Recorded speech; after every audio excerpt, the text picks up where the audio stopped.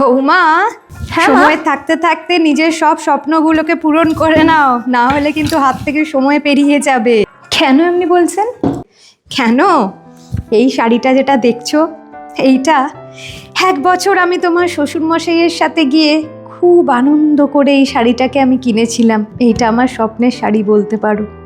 পরবো পরবো করে করে সেই দীর্ঘকাল পেরিয়ে গেল, সেই পড়াই আর হলো না।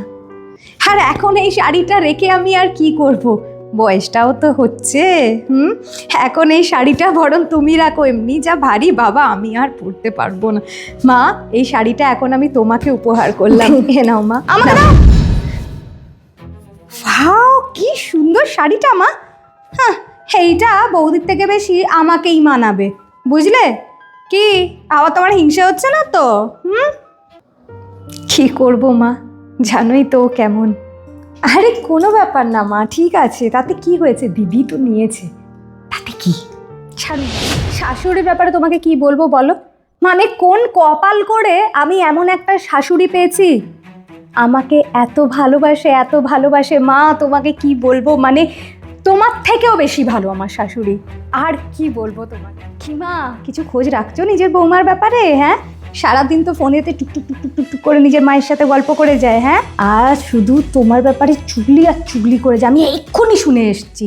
আচ্ছা, ও যদি সারাদিন ফোনেই যদি ব্যস্ত থাকে, তাহলে ঘরের কাজগুলো কে করে?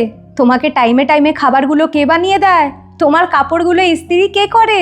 হ্যাঁ মা, বলি আমি একটু বেরোচ্ছি গো। কোথায় চললে বৌমা? আপনার ছেলের ফোন এসেছিল, বললো একটু চলে আসো, থিয়েটারে আমরা একসাথে আজকে সিনেমা দেখব। বাবা, তো এই খালি গলায় কেন যাচ্ছ? দাঁড়াও 1 মিনিট। এই নাও, এইটা আমার দেখো, সোনার কানের আর গলার পুরো ম্যাচিং। উফ, যা দারুণ লাগবে না তোমার? দাঁড়াও, কই দেখি, আমাকে দাও। ওয়াও মা, কি সুন্দর। এইটা বৌদি থেকে বেশি আমাকেই মানাবে। কি আবার তোমার হিংসে হচ্ছে না তো? কি হচ্ছেটা কি এটা? হ্যাঁ, ওটা তোমার বৌদিকে দিয়েছিলাম আমি। অনেক সহ্য হয়েছে, আর নয়।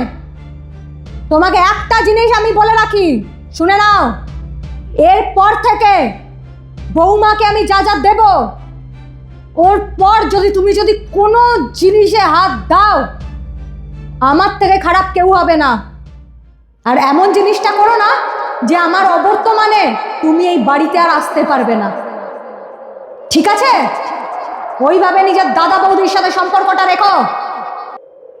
দিয়ে দাও বৌদিকে।